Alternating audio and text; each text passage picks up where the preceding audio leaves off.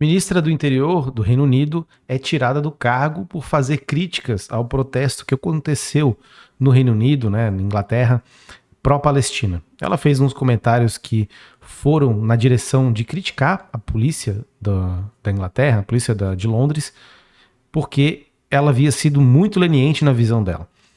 E eu quero fazer um comentário sobre isso e falar um pouquinho sobre essa conjuntura que o mundo está passando, o que os Estados Unidos estão fazendo em relação à guerra entre Israel e Palestina e a guerra entre Rússia e Ucrânia, que está ganhando alguns contornos interessantes. Vou falar sobre tudo isso hoje, então fica aí comigo para a gente entender um pouco mais e discutir essas questões. Eu sou Bruno Hemming, eu sou economista, doutor em Relações Internacionais, e a primeira demissão aí mais enfática do Rishi Sunak, que é o primeiro-ministro do Reino Unido, da Inglaterra, que tirou a ministra do Interior porque ela fez um comentário falando que a polícia foi muito leniente ao reagir contra o protesto que foi pró-Palestina e os policiais seriam, na verdade, comedores de tofu e que estariam aderindo à cultura woke, né, que é essa cultura aí que é um esquerdismo identitário, enfim. Mostra, né, como essa ministra é tacanha e extremista demais até para ficar no governo de direita, que é o governo do Rishi Sunak, e ela foi tirada. Entrou o ministro das Relações Exteriores e ela foi embora, porque também não dava para aguentar alguém que falasse nesse tom e de um tema tão sensível, né? Um tema que ele mexe, né, com os sentimentos das pessoas de maneira bastante importante, não é para menos, né? É uma questão que está há décadas aí colocada e agora ela ganhou contornos aí muito dramáticos por causa do que aconteceu no dia 7 de outubro. Né? Lembremos aí que foram imagens e foram eventos muito complexos e que depois, né, eles suscitaram uma resposta de Israel que é totalmente desmedida e desproporcional e que está agora vitimando pessoas de maneira como se fosse uma máquina de matar mesmo. E Israel está indo atrás dos integrantes do Hamas, supostamente, mas matando civis como se não houvesse amanhã. E não quer que haja amanhã para eles mesmo, porque vem sistematicamente tomando os territórios que, no acordo de Oslo, né, foram direcionados para os palestinos. Né? Um acordo já que é muito tímido, que tinha uma solução de 2 estados, referendada por diversos países, né, e também com apoio dos Estados Unidos, em certo sentido, mas que agora não vale nada. A gente está vendo que não vale nada e não pode se justificar a resposta aos ataques de 7 de outubro com o que está acontecendo aí. Mas antes de mais nada, é bom a gente retomar aí a dinâmica desses acontecimentos, né? E para falar, né, sobre o que está acontecendo lá na faixa de Gaza, que é onde os bombardeios estão muito intensos, né? O terreno, né, de Gaza está sendo totalmente destruído, está sendo terraplanado por Israel e muita gente está morrendo, já está na casa dos milhares de mortos, né? 5.000 mortos. Tem estimativas um pouco mais conservadoras, mas chutando aqui para cima, porque com certeza, né, com a falta de medicamentos, com a dificuldade de acesso à informação que a gente tem, né, informações precisas, e a quantidade de ataques que Israel está fazendo, vai chegar nisso, pode passar muito mais disso. E o que se relaciona com o que aconteceu em Londres, né, com os protestos que foram gigantescos, foram protestos de centenas de pessoas, né, milhares de pessoas que foram às ruas para fazer coro contra Israel, né, contra o que Israel está fazendo com o povo palestino, com os civis de lá. Claramente, né, essa declaração da ministra e a pressão que o governo do Rishi Sunak teve mostra como tudo se complexifica de maneira importante no cenário internacional. Não é apenas uma ministra que faz uma declaração que, enfim, supostamente vai atacar as pessoas que estavam lá protestando legitimamente, né? Mas é uma declaração que mostra a falta de apoio popular a esse tipo de incursão que Israel está fazendo, a esse tipo de resposta desmedida, e como isso complica a vida de todos os governos que apoiam sem olhar para onde o governo de Israel, do Netanyahu, né, que já vem fazendo políticas muito, muito complexas, né, para dizer o mínimo, para ser muito educado aqui com Netanyahu, Porque o que está colocado nos direitos humanos em diversos relatórios do Human Rights Watch e até instituições e pesquisas ligadas à ONU é de que o que está acontecendo lá em West Bank, né, na Cisjordânia ou na faixa de Gaza, é uma limpeza étnica, é uma coisa horrenda, há anos já vem acontecendo, né, e vem a coisa escalando, aumentando de tamanho desde 2014, quando Netanyahu toma o poder e vai para cima dos palestinos e encoraja os assentamentos que vão se dar ali na Cisjordânia, dos colonos, né, vão colonizar a Cisjordânia, vão com tudo para cima dos palestinos e transformam, né, cada vez mais intensificam os palestinos, né, colocados como subcidadãos, onde não pode circular carros de palestinos em certas regiões, eles não têm trânsito livre, enfim, uma série de questões. E isso tudo está sendo exposto agora, né? O que esse atentado terrorista teve de terror e teve de gráfico e até de repulso que a gente pode ter em relação a isso, porque realmente o que Hamas fez não é injustificável, mas está vindo o outro lado da moeda, né? Está vindo a questão do que Israel estava fazendo, que não está nada longe do que Hamas fez, né? E isso que deixa a gente mais estupefato, é claro, quem acompanha essa questão com legitimidade, né? E eu coloquei muitos deles aqui no último vídeo que a gente conversou aqui, com legitimidade já falam que isso vem acontecendo há muito tempo, né? E a gente colocado de frente essas questões, logicamente que angaria apoio popular, e isso tem reflexos na política internacional, né? Teve reflexos para o Reino Unido, né, para a Inglaterra, e para os Estados Unidos vai ter reflexos sem dúvida nenhuma, e é sobre ele que eu quero falar agora, sobre o Joe Biden, sobre o governo do Joe Biden, sobre a forma como o Jake Sullivan, né, o ministro do Departamento de Estado dos Estados Unidos, né, o secretário, está agindo de forma subserviente a Israel e como o governo Biden pode efetivamente se afundar mais ainda do que já está, né? Porque as questões econômicas nos Estados Unidos, muito embora não estejam tão ruins quanto se pudesse imaginar com a guerra entre Rússia e Ucrânia, não estão boas, e isso deprime fortemente a popularidade do governo, que essa é uma questão central lá. Pesquisas mostram isso, e com a proximidade da eleição e com o risco de Donald Trump não ser efetivamente preso e perder a possibilidade, né, e não ter a possibilidade de concorrer à eleição, isso se torna um risco para o governo democrata ser sacado, ser tirado fora do governo. E dentro de uma política externa que está fracassando de maneira retumbante, né, e de maneira sucessiva. Teve o primeiro fracasso, né, e a gente vai falar dele depois, né, mas o primeiro fracasso que está se concretizando é a postura dos Estados Unidos contra a Rússia ou a favor da Ucrânia na guerra que está acontecendo lá, a contraofensiva, né? E vamos falar disso de novo, né? Lembra? Falhou, está fracassando, né? E aqui o que a gente tem? Estados Unidos com problemas internos, né? Com questões e dificuldades internas, possivelmente tendo, né? E os democratas com posições dúbias em relação à Palestina, quando há demandas, né? Como a gente vê no caso do Reino Unido e em outros lugares do mundo, há apoio, né, da centro-esquerda, da esquerda, e inclusive de uma direita mais progressista à causa palestina. Então, porque esses protestos aí, eles foram muito grandes, né, e uma magnitude muito grande para a gente circunscrever ele à esquerda, apenas à esquerda, né. Efetivamente quem é a favor dos direitos humanos e quem vê a questão como sensível. Então já é mais um vetor que tira a legitimidade, né, do Partido Democrata como um todo, com certeza do governo Biden, pelo segundo fracasso que a gente viu aí nos últimos tempos, né? E não estou nem contando aí a questão dos acordos abraâmicos, que era para tentar enredar os países da região do Oriente Médio, como a Arábia Saudita e Israel, que são adversários históricos, né? E isso a gente viu pelo apoio da Arábia Saudita à Palestina, desde que houve os ataques, né, em 7 de setembro, de maneira veemente, né?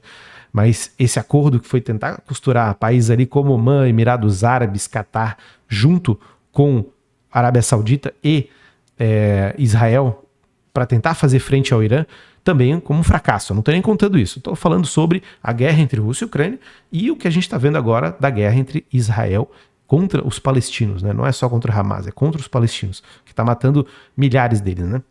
Mas isso, né, vai deslegitimando e desidratando os democratas, e figuras como Bernie Sanders fazendo declarações dúbias, ou a Ocasio, né, também falando sobre a questão de maneira muito, muito light, né? E botando muitos poréns e muitos sequês em relação a isso.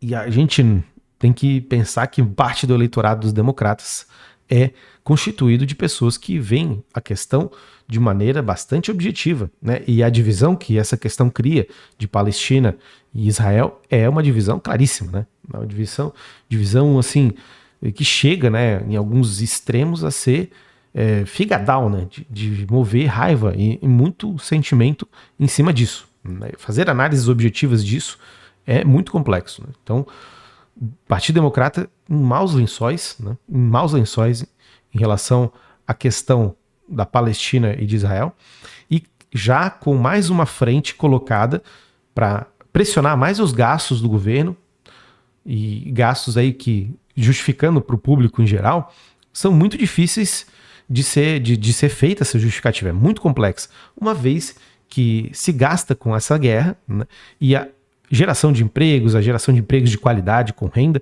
não é feita de maneira com a mesma intensidade ou com o mesmo compromisso, né, que está se fazendo essa defesa de Israel.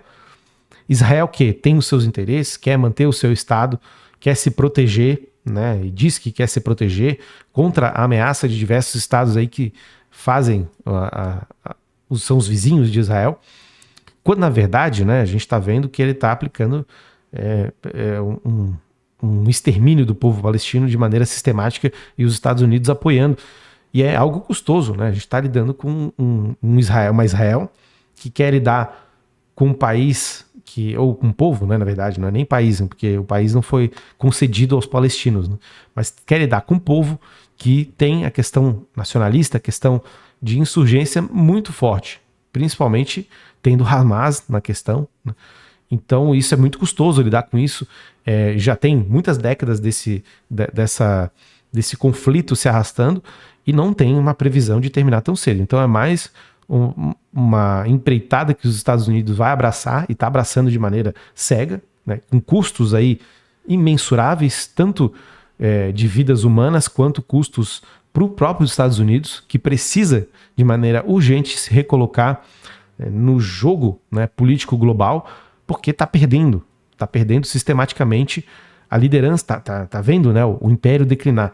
Não declinou ainda porque as capacidades dos Estados Unidos, a força militar, a força da moeda, a força da economia, a força tecnológica dos Estados Unidos é muito grande, né, muito grande. Um país que tem ainda setores como o de inteligência artificial, de computação em nuvem, né, o de grandes dados, né, big data, e a questão dos semicondutores na liderança, né, as grandes empresas desse setor ainda são dos Estados Unidos, mas está correndo risco de perder isso para a China, que a China vem numa velocidade assim recorde, tentando fazer o catch-up, ou seja, se igualar aos Estados Unidos. E nessa medida, como as coisas vão, tendo o foco totalmente disperso, né, em diversas questões, faz com que os Estados Unidos veja, né, e pode estar vendo o cavalo passar encilhado na sua frente e não conseguir ter a capacidade de montar nele, porque está preso, tem bigornas aí amarrando seus pés no chão, e isso pode custar sim a liderança do sistema internacional tal qual a gente vê hoje, né? E a China podendo tomar aí um protagonismo muito maior, que vem fazendo aí laços, né, com diversos países, negociando com a moeda dela, comendo pelas beiradas em diversos setores, né? Não só o tecnológico, mas de certa forma o monetário, o militar também, né? Então a China está fazendo o dela, né? Tá fazendo, e não tem essas amarras que os Estados Unidos têm. E outra grande bola de ferro, outra grande bigorna aí dos Estados Unidos é a contraofensiva do Zelensky, né? Zelensky esse, né, que esteve envolvido numa querela, né, numa disputa com um dos seus generais, esse que fez uma declaração a um jornal estadunidense falando que há uma divisão, né, no exército e que a guerra, né, contra a Rússia, né, o invasor russo, ela está chegando num momento em que não vai para frente, não tem capacidade de ir para frente, porque não conseguiu retomar os territórios, né? E aí que a gente está falando de territórios que estão sendo agora controlados pela Rússia, né? Mas até outros territórios que não são tão centrais, não foram incorporados à Rússia e que não conseguiu avançar de maneira significativa. A Rússia, por sua vez, né, tem um contingente econômico e populacional muito grande para que essa guerra de trincheiras que está ocorrendo agora, essa guerra demorada, essa guerra custosa, ela fique cada vez mais pendendo para o lado dos russos. E o que está colocado aí na mesa é que a possibilidade de que os Estados Unidos e os países da OTAN forcem o Zelensky a ir para a mesa de negociação, como houve lá no início, né, para meados de abril de 2022, março, abril de 2022, ali quando a guerra estava nos seus primeiros meses, né, e os Estados Unidos e a OTAN mandaram Zelensky sair das negociações que estavam acontecendo lá em Londres para abraçar a ideia da contraofensiva. Isso volta à pauta de novo, isso volta à pauta agora, porque justamente não há, sendo bastante racional com a questão, possibilidades da Ucrânia fazer frente ao que a Rússia tem em termos de capacidade de destruição, em termos de arsenal bélico, né, para fazer, né, uma série de equipamentos aí para fazer frente e destruir os tanques, né, que vieram da OTAN, da Alemanha, dos Estados Unidos, né, uma artilharia pesada, pesadíssima, que a Rússia está conseguindo neutralizar. E claro, se a Rússia quiser mesmo fazer um tipo de guerra com mais volume de soldados, com mais volume de intensidade, ela pode fazer, coisa que a Ucrânia não pode porque está depletada de maneira significativa, economia totalmente quebrada, diversos locais ali, até industriais, né, bastante prejudicados, sem um controle da sua economia efetivamente, dependendo da ajuda externa, né, e com isso a gente não pode vislumbrar que haja um futuro brilhante aí para o Zelensky e para a Ucrânia. A solução mesmo é ir para a mesa de negociação, porque quanto mais essa guerra se prolonga, mais custo isso é para a OTAN e para os Estados Unidos, e pior fica a situação, né, de novo, né, e voltando aqui para o tópico, né, dos Estados Unidos e da sua liderança internacional. Então é isso que está colocado. E isso, né, admitindo a derrota para a Rússia, né, que seria um golpe duríssimo para os Estados Unidos, e o duríssimo em termos do que ele se propõe enquanto o guardião da política internacional, né, o guardião mais poderoso que vai intervir em todos os conflitos, vai fazer e acontecer, fazer chover, e dessa vez vai ter que ceder, vai ter que tirar, pegar o seu banquinho e sair fora dessa jogada. Inclusive, né, a gente não sabendo como que a reconstrução da Ucrânia vai acontecer. E possivelmente a Rússia sendo responsável por isso, trazendo a China para fazer essa intervenção, né, de reconstrução, de infraestrutura, etc., que a China é expert, e efetivamente a Ucrânia vai virar um desses estados falidos, sem nenhuma capacidade de se reerguer, caso a coisa vá por esse sentido, né? Então, tá tudo desenhado nesses moldes que eu estou colocando. Tem dois problemas para os Estados Unidos resolverem, duas coisas que possivelmente, potencialmente, podem prejudicar enormemente os Estados Unidos, ainda mais na sua legitimidade, mas com certeza economicamente, na questão dos números, e só falando sobre eles, né? Mas as implicações aí são muito grandes, né? E os efeitos a gente não tem como precisar como serão, até porque a gente não sabe se a guerra entre Palestina, né, aliás, entre Israel contra os palestinos vai ter algum tipo de escalada. É difícil saber, é provável que não, mas é possível que aconteça, né? E o custo aumenta na medida em que tudo vai se tornando incontrolável, e a Ucrânia, ainda em guerra com a Rússia, é um desses vetores de imprevisibilidade que a melhor coisa a ser feita para os Estados Unidos é realmente acabar com eles. Sem contar que entrar em guerra perdida é um problema, né? A Rússia não está quebrando, que um dos objetivos em ficar nessa guerra demorada era fazer com que a Rússia depletasse sua economia, tivesse problemas seríssimos, o que não houve, né? Então fica mais um argumento para a gente tentar entender como a coisa vai andar daqui para frente. Mas era isso. Fico aqui, né, feliz de ter vocês assistindo o vídeo até agora. Quem ficou aí e que não é inscrito no canal, se inscreve no canal, e obrigado por quem assistiu até agora. Peço também desculpas aí por ter ficado ausente esse tempo todo, fiquei alguns dias, né, muitos dias sem gravar nada, e por problemas aí mais variados possíveis, né, de ordem pessoal, que eu tive que resolver, apagar incêndio aí, à torta e à direita, mas estamos de volta, pelo menos com esse vídeo aqui, e vamos tentar fazer, né, mais gravações, mais conteúdo sobre as questões de economia e da política internacional. Grande abraço para vocês e até a próxima.